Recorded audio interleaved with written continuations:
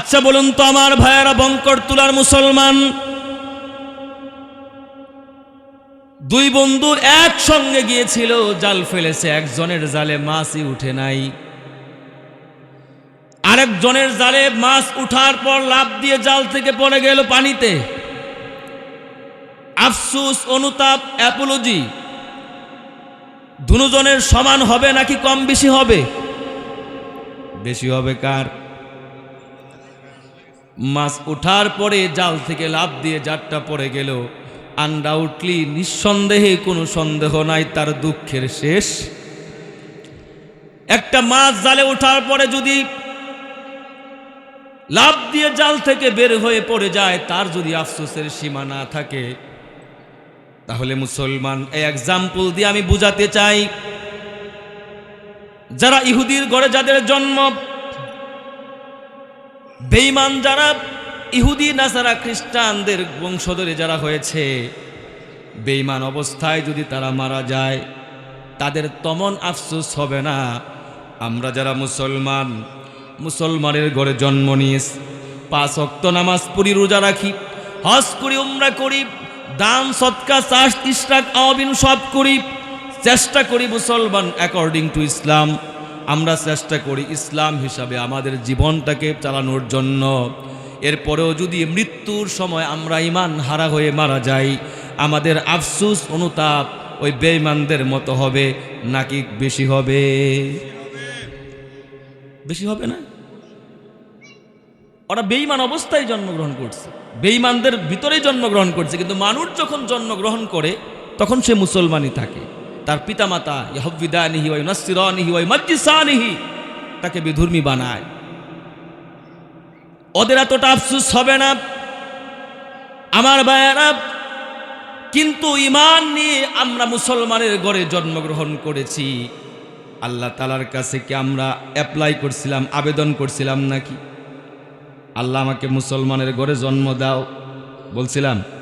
কারা কারা বলছিলেন হাত তুলেন তো। শেষ নবীর উম্মত বানাও, কে কি বলেছিলাম? কোন ধরনের আবদার সারা বাইনা সারা আল্লাহ রাব্বুল আলামিন আমাদেরকে বিবেক দিলেন, বুদ্ধি দিলেন, মুসলমানের ঘরে জন্ম দিলেন, আখির নবী মুহাম্মদুর রাসূলুল্লাহ সাল্লাল্লাহু আলাইহি সাল্লামের উম্মত বানালেন। বিবেক দিলে, বুদ্ধি দিলে, চিনিতে তোমায়, তবু কালাম শুনতে কর্ণ দিলে যে আমায়। বলেন না, বিবেক দিলে, বুদ্ধি দিলে, চিনিতে তোমায়, তবু কালাম শুনতে কর্ণ দিলে যে আমায়। আবার চক্ষু দিলে সব দেখিতে, আবার চক্ষু দিলে সব দেখিতে, নিয়ামত তোমার, তোমারই দয়া ছাড়া কেমনে হব পার। বলেন না, তোমারই দয়া ছাড়া কেমনে হব পার।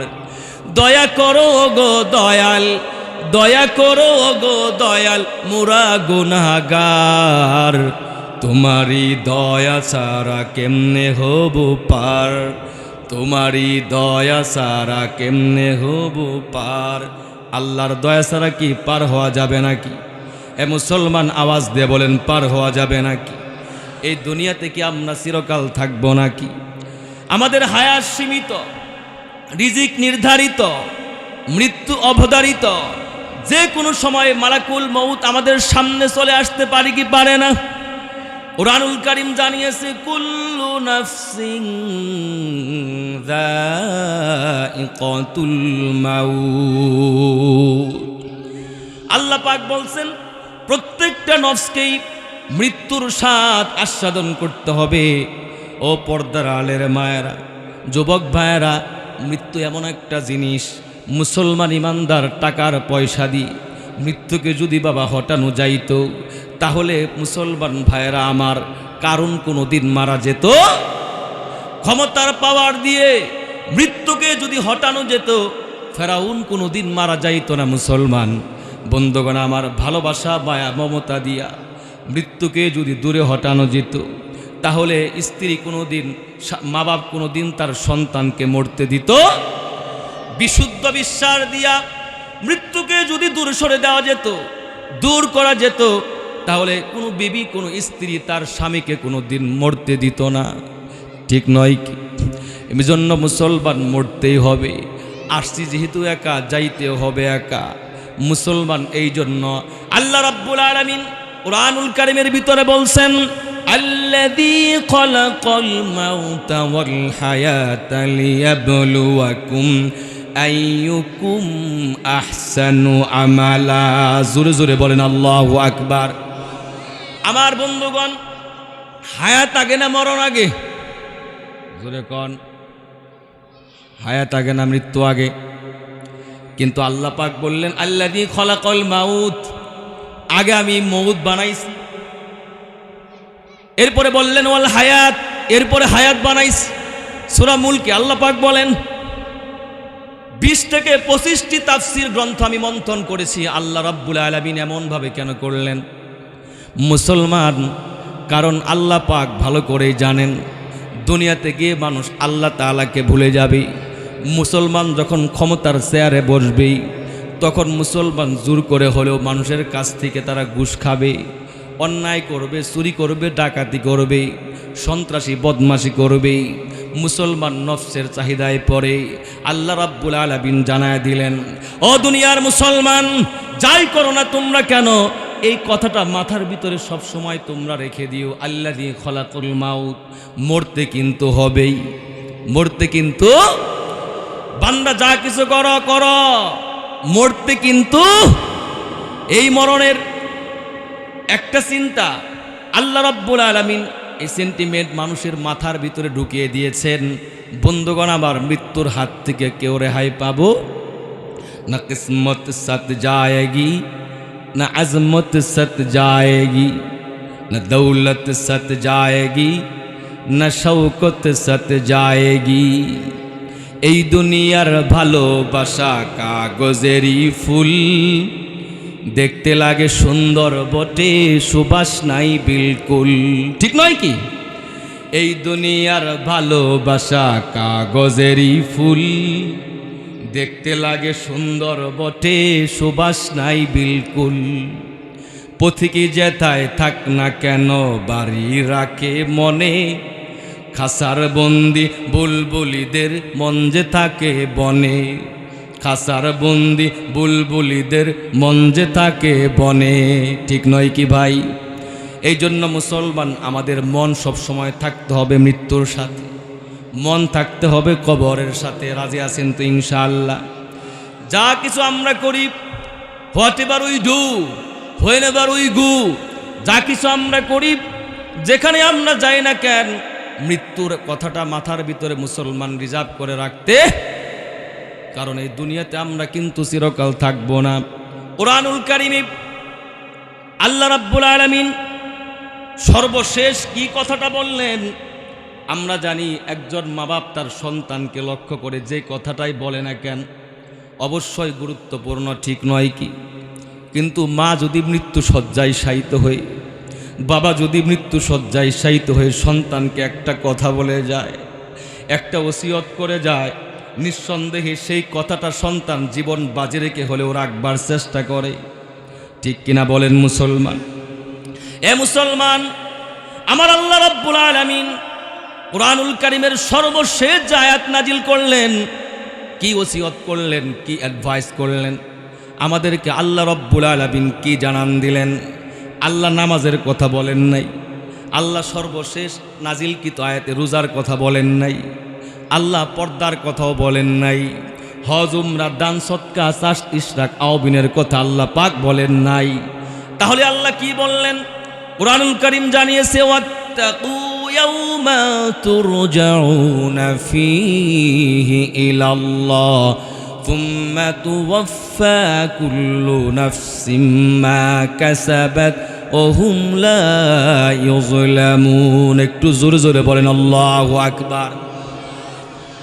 আমার আল্লাহ পাক বললেন, ও দুনিয়ার মুমিন মুসলমান, তোমাদের মনে চায় আফ্রিকার জঙ্গলে চলে যাও, তোমাদের মনে চায় আটলান্টিকে চলে যাও, আটলান্টিক মহাসাগরের তলদেশে গিয়ে জলবায়ু সম্মেলন করা আমি আল্লাহর কোনো আপত্তি নাই।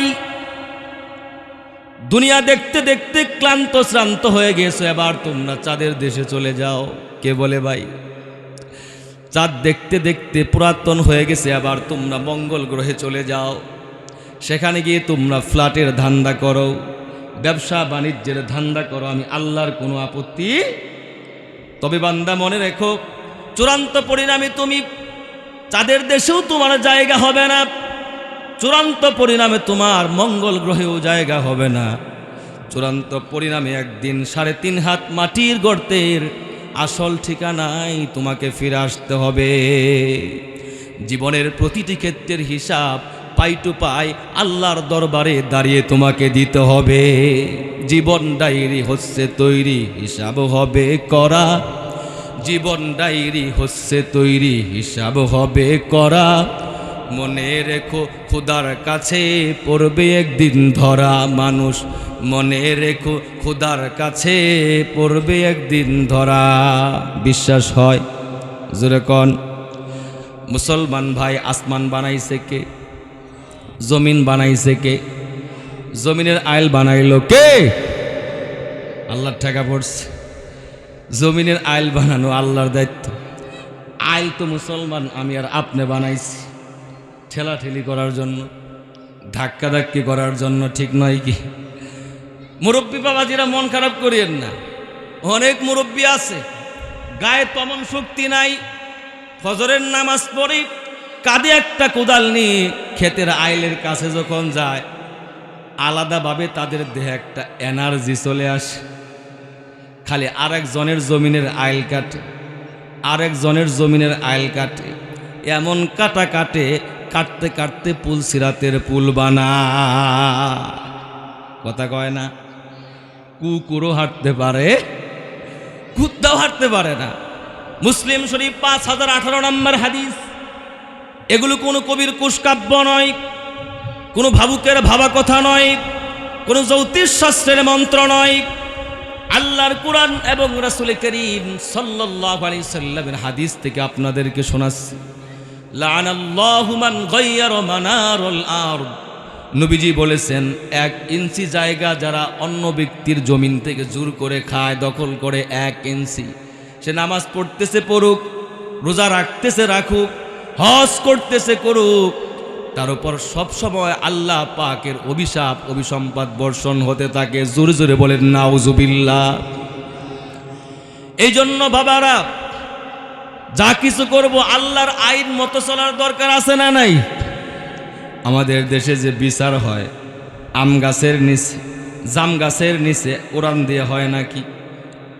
রাসূলুল্লাহ বলেছেন, মান হাকামা বিহি আদালা। যেই বিচার কোরআন দিয়ে হয় সেটাই ন্যায়ের বিচার হয়, ইনসাফের বিচার হয়। আল্লাহ পাক সূরাতুজ জুমারে বলেন, এগুলো আমার বাবার কথা নয়, কুরআনুল কারীমে আল্লাহ পাক বলছেন, সুম্মা ইন্নাকুম ইয়াউমাল কিয়ামাতি ইনদা রাব্বিকুম তাখতাসিমুন। আল্লাহু আকবার। আল্লাহ পাক বলছেন, দুনিয়াতে তেঁতুল গাছের নিচে, আম গাছের নিচে, জাম গাছের নিচে যেই বিচারগুলো হয় এটাই কিন্তু আসল বিচার নয়। আর একটা বিচার হবে কি হবে না মুসলমান? কারণ এই বিচারগুলোতে কোরআন থাকে। জোরে কর না কেন? তবে কোরআন না থাকলেও কিছু জিনিস থাকে, বিড়ি, সিগারেট, লাল চা, পান, জর্দা, গোপনে গোপনে টাকা পয়সার লেনদেন আছে না নাই? এ মুসলমান ভাই, হারাম কেন খান? বিবির জন্য খাই, ঠিক নয় কি? সন্তানের জন্যই তো খাই, ঠিক নয় কি? পাশে বাজারের নামটা কি হুজুর? বঙ্কুরতলা বাজার। গরুর হাট হয় এখানে? গরুর হাটের বাজার কই? দেওহাটা বাজারে যাবেন। দুনিয়াতে বিপদে পড়লে যে যাদের জন্য হারাম খান তারাই যে থাকে না, এর একটা উদাহরণ দেব। মুসলমান ভাই, কুরবানির হাটে অনেক চুর থাকে, ঠিক নয় কি? আর জোরে কন। মাইকিং করা হয়, পকেট মার থেকে সাবধান, পকেট মার থেকে সাবধান। কুরবানির হাটে দেওহাটা বাজারে দেখবেন আওয়াজ দেওয়া হয় পকেট মার থেকে সাবধান, পকেট মার থেকে সাবধান। কারণ মুসলমান সেখানে অনেক সুর থাকে। একটা সুর গেছে মুসলমান, অভ্যাস খারাপ, মুহূর্তের ভিতরে আরেকজনের পকেটে 2 আঙ্গুল ঢুকাইছে। কয় আঙ্গুল? 50,000 টাকার বান্ডেল। এক মুহূর্তে লাভ না লস? জোরে কোন? দুনিয়ার দৃষ্টিতে লাভ। 50,000 টাকা পাইছে মুহূর্তের ভিতরেই। টাকা নিয়ে দেওহাটা বাজারে ঢুকছে, চাউলের দোকানে চাউল কিনছে, ডাউলের দোকানে গিয়ে ডাউল কিনছে, গুস্তের দোকানে গুস্ত কিনছে, এরপরে সবজির দোকানে গেছে, লাউ কুমড়া পটল ঝিঙ্গে ফুলকপি বাঁধাকপি টমেটো বরবটি আরো যা কিছু আছে সব কিনছে। কিনা যখন বাড়িতে গেছে বউ খাইছে, একটাবার জিজ্ঞেস করে নাই তোমার না চাকরি নাই ব্যবসা নাই, কোত্থেকে এত টাকা পাও? মাও বলে নাই, বাবাও জিজ্ঞেস করে, কেউ জিজ্ঞেস করে নাই, সন্তানও জিজ্ঞেস করে না। সবাই মিলে খাইছে, মন তো ফুরফুরে। পরের দিন বেচারার অভ্যাস তো খারাপ। অভ্যাস কি? পরের দিন আবার গেছে, লোভ সামলাতে পারে, আবার দেওহাটা বাজারে গেছে, অভ্যাস খারাপ, আরেকজনের পকেটে 2 আঙ্গুল ঢুকাইছে। কিন্তু মাগার আজকে কপালটাও খারাপ, কপালটাও আজকে কপালটাও খারাপ। যার পকেটে হাত ঢুকাইছে শক্ত করে হাতটা ধরে ফেলছে, এই চুর ধরছি চুর ধরছি। এই কথা যখন বলা হয়েছে, মুসলমান যেই লোকটা টিকটিকি দেখে ভয় পায়, যেই লোকটা মুসলমান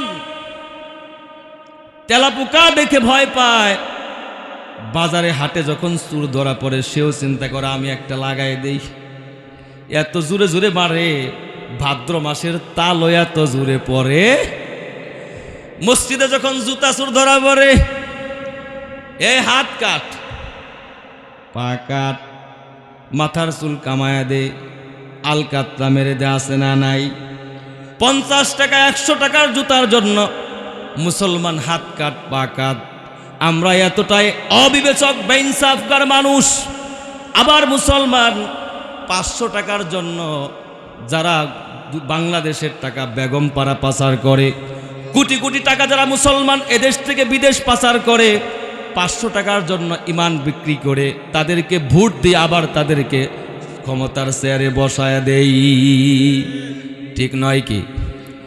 এ মুসলমান ইমানদার, চেহারা কালা করেন না। হুজুর আবার কোন দিকে ঢুকে, এটা আবার কি শুরু করলো? উদাহরণে আসছে এই জন্য বললাম। মুসলমান ইমানদার কথা কিন্তু ওখানে আছে, চুর কিন্তু দেওহাটা বাজারে আজকেও আছে, ধরা পড়ছে। আজকে কি ধরা পড়ছে? একজনে বলতেছে এই চুরের বউরে খবর দে, বউরে খবর দিচ্ছে, সন্তানরে খবর দিছে। কিন্তু মুসলমান কেউ আসে, মোবাইলের ভিতরে দেখে ওর বাবার নাম্বার আছে, বাবার নাম্বারে কল দিছে, বাবাই ফোন রিসিভ করছি, বলে কোথায় আছেন আপনি? কি অমুকের বাবা? কয় হ্যাঁ। আপনার ছেলে তো দেওহাটা বাজারে গরু চুরি করে ধরা পড়ছে, টাকা চুরি করে ধরা পড়ছে, তাড়াতাড়ি আসেন, আপনার ছেলেকে নিয়ে যান। 35 সেকেন্ড তো দেরি করে নাই মোবাইলটা মুসলমান বন্ধ করতে। আচ্ছা মুসলমান বলেন তো, গতকাল যে চুরে চুরি করছিল, ওই দিন চুরি করার পরে 7 জনে খাইছে নাকি 1 জনে খাইছে? এই জোরে কন। আজকে মায়ের কি 7 জনে খায় না 1 জনে খায়? এই জোরে কন, 7 জনে খায় না 1 জনে খায়? দুনিয়া দিয়েই বুঝেন না, দুনিয়াতেই কেউ আসে না। বিপদে পড়লে মুসলমান পরকালে কিভাবে আসবে? এই জন্য মাথার ভিতরে হারামে আরাম, হারামে আরাম। টাকা হলে গাড়ি কিনা যায়, বাড়ি কিনা যায়, শান্তি কিনা যায়, বালিশ কিনা যায়, বিছানা কিনা যায়, ঘুম কিনা যায়। দেখবেন বিকেল বেলা দেওহাটা বাজার, কঙ্করতলা পশ্চিম পাড়া, কঙ্করতলা বাজার দিয়ে অনেক রিক্সাওয়ালা যায়, ডাক দেবেন এই রিক্সা এদিকে গায়ে খালি, দেখবেন না করে, মাথা ঝুঁকায়। কেন ঝুঁকায় জানেননি? কারণ রিক্সাওয়ালা পকেটে হাত দিয়ে দেখে খালি 20 টাকার নোট, এই পকেটে 10 টাকার নোট, এই পকেটে সিকি পয়সা। সিকি রিক্সাওয়ালা চিন্তা করছে আজকে যা উপার্জন করছি দ্যাটস এনাফ, যথেষ্ট হয়েছে, আর লাগবে। বাড়ির কাছাকাছি যখন যায়, শোনা বন্ধুরে বলে একটা গানের টান মারে। এই গানের সুর শুনেই বাড়ির হোম মিনিস্টার ম্যাডাম বুঝতে পারে আজকে ইনকামটা ভালো হয়েছে, আজকে ইনকাম। এ মুসলমান, বাড়িতে যাওয়ার পরে যখন খাট তো নাই চকির উপরে, 2-3 পকেট থেকে যখন ভাঙতি পয়সাগুলো রাখতে থাকে, ছোট ছোট বাচ্চাগুলো বাবার চেহারার দিকে তাকায় তাকায় আর বলতে থাকে, কিরে আমার বাবা তো দেখছি উইলিয়াম বিল গেটস হয়ে গেছে, এত টাকা আসলো কোত্থেকে? সব গণনা করে দেখে মাত্র 700 টাকা। কত টাকা? 700 টাকা দিনে কামাই করছে। সোনা বন্ধুর গানের টান তার ভিতর থেকে আসে। মুসলমান দিনে 7,000 টাকা ইনকাম করেও মুসলমান ফকির যখন তার কাছে ভিক্ষা নিতে আসে, ফকিরের ইন্টারভিউ নেয়, আসে না নাই? কয় দোয়াই মাসুরা কও, কোটি টাকার মালিক। ফকির যখন ভিক্ষা নিতে চায়, কয় সূরাটা একটু শোনাও তো দেখি, আসে না নাই? 2 টাকার জন্য গাড়ির গ্লাস আটকায় দেয়, আসে না নাই? এই জুড়ে কোন আসে না নাই? কারণ মগার ঘরের মগা ওর আছে হচ্ছে 10 কোটি, লুন নিছে 15 কোটি। কত কোটি লুন নিছে? কত? ও তো দরজা বন্ধ করবেই, ঠিক নয়? খারাপ লাগতেছে?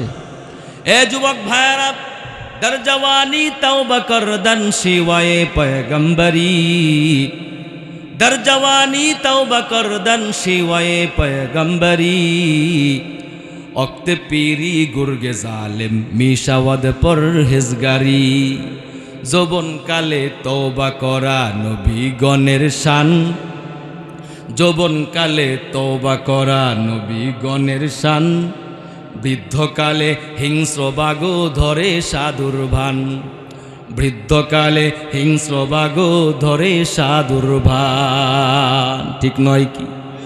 এই জন্য যা করছি করছি, তওবা করতে হবে। এ যুবক ভাই, একজন যুবক যদি ইচ্ছে করে পদ্মা, মেঘনা, যমুনা নদী সাঁতার কেটে পার হতে পারে। যুবক যদি ইচ্ছে করে বাইসাইকেলে করে গোটা বিশ্ব ভ্রমণ করতে পারে কি পারে না?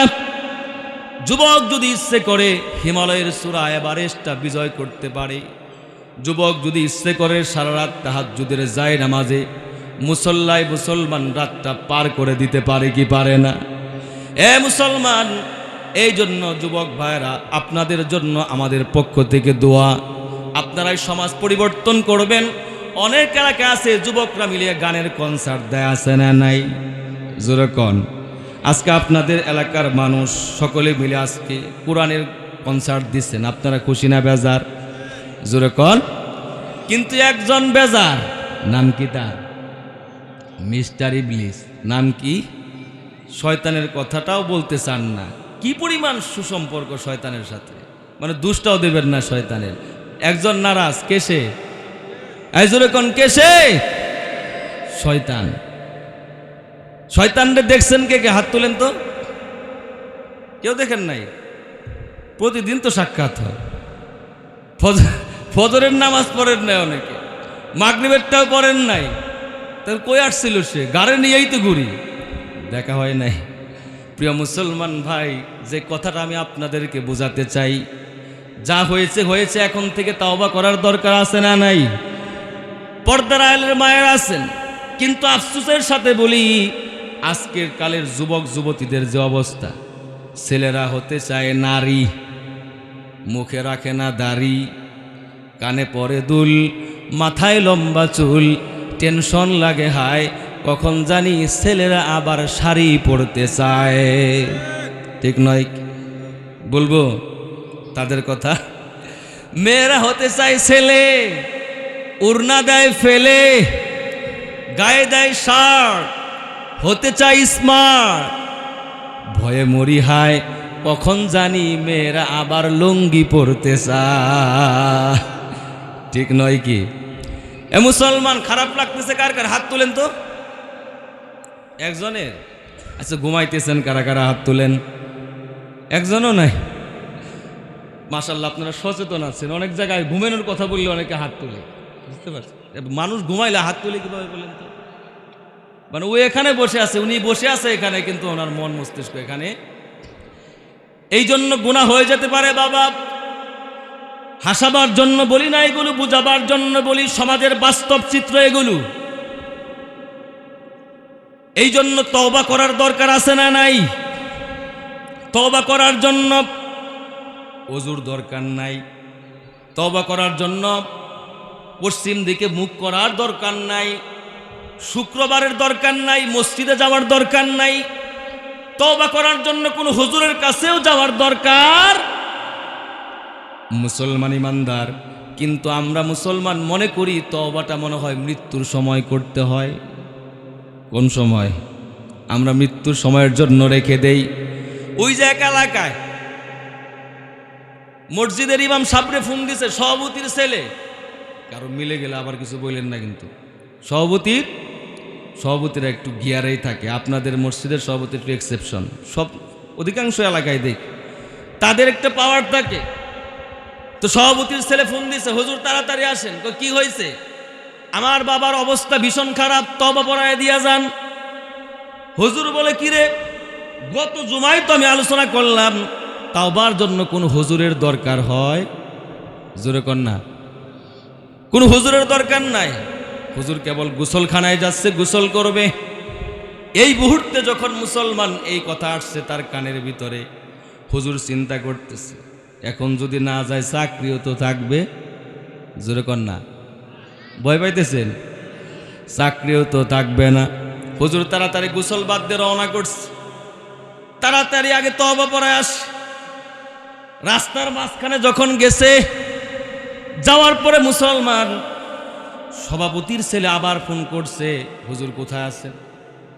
হুজুর মনে করছে মনে হয় ওর আব্বাই মারা গেছে, আব্বাই মারা গেছে, মনে হয় যাওয়া লাগবে না, এই সংবাদ মনে হয় দিবে। কিন্তু না না, ঘটনা মুসলমান আর একটা ঘটছে।